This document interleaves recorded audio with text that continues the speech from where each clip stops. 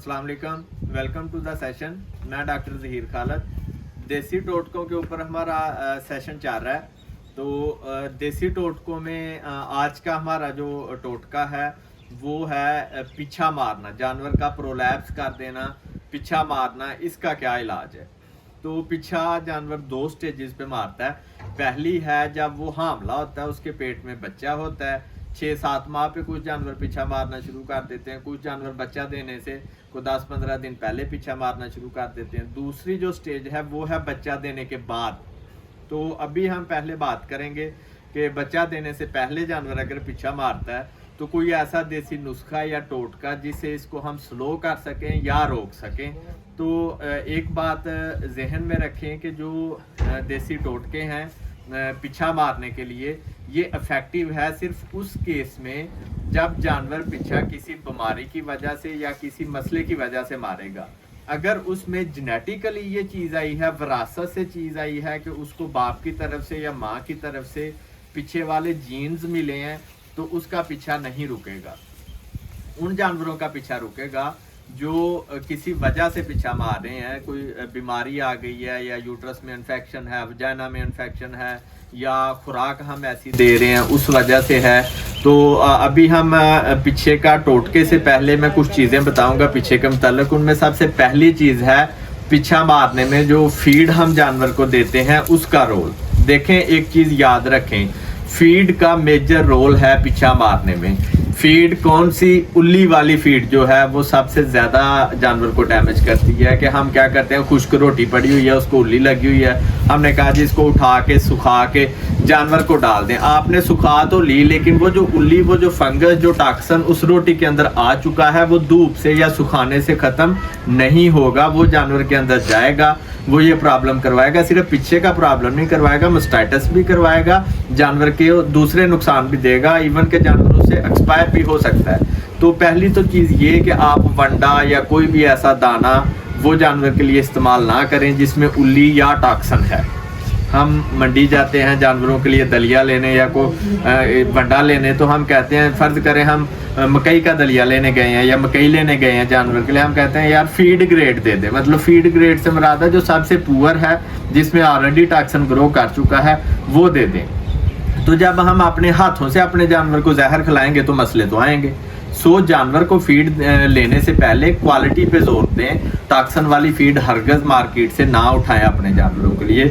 दूसरा जो major fodder है जिसका टॉक्सिन में रोल है वो अभी इन्हीं दिनों है कि अभी अगले महीने तक लूसन या बरसीम उसको फ्लावर लगना शुरू हो जाते हैं। वो जो फ्लावर है उनमें एक हार्मोन पाया जाता है जिसको हम कहते हैं फाइटोएस्ट्रोजन।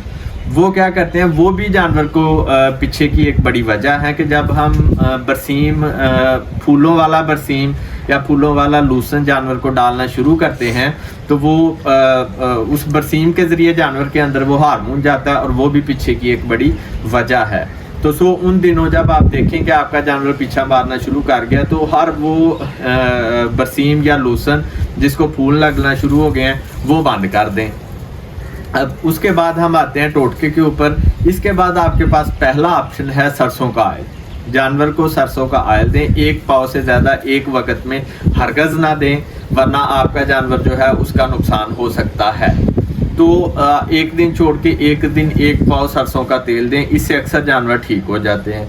एक वजह है कैल्शियम और मिनरल्स की कमी की वजह से भी जानवर पीछा मारते हैं। ऐसी सूरत में आपका जानवर हो सकता है कि आप उसको कोई मिनरल मिक्सचर दें तो वो उससे भी ठीक हो जाए। तो अभी तीसरा आजमुदा नुस्खा है, काफ़ी अच्छे रिजल्ट हैं इस नुस्खे के। ये नुस्खा क्या है कि आपने जानवर के जब हामला जानवर ने पीछा मारना शुरू कर दिया है तो क्या करना है कि 1 पाव सरसों का ऑयल लेना है। सरसों का ऑयल लें, उसमें पिसा हुआ बेसन, असली जो बेसन है पिसा हुआ, वो उसमें ऐड करें। इतना बेसन ऐड करें, उसको गूंथते जाएं, इतना बेसन ऐड करते जाएं, गूंथते जाएं कि उसका पेड़ा बन जाए।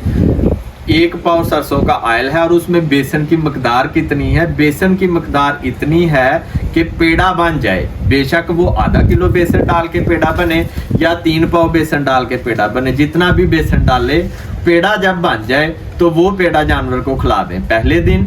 3 दिन बाद फिर से पेड़ा खिला दें, इंशाल्लाह जानवर पीछा मारना छोड़ देगा।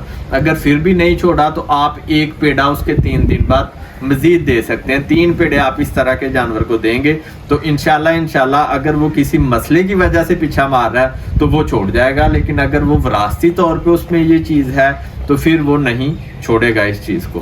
तो ये नुस्खा जो है ये बड़ा आजमूदा है। इसके साथ एक चीज़ का ख्याल रखें, जानवर आप ये नुस्खा देंगे शायद जानवर पे ये काम ना करे।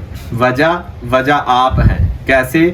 जानवर के अंदर बच्चा है, हामला है, उसने पीछा मारा तो एक पुरानी हमारे यहाँ ये बात की जाती है जी पीछा जुत्ती नाल चाड़ो, मतलब हाथ से भी ना चढ़ाओ, जुत्ती जिसमें सारे जहाँ के जरासीम लगे हुए हैं वो उसके यूट्रस पे रख के उसको अंदर धकेलें ताकि सारे जहान के जरासीम उसके अंदर चले जाएं और फिर वो उसने जो पीछा शायद दोबारा ना मारती वो उसने रोज पीछा मारना था, ठीक है ना। सो ये सबसे बड़ा ब्लंडर है।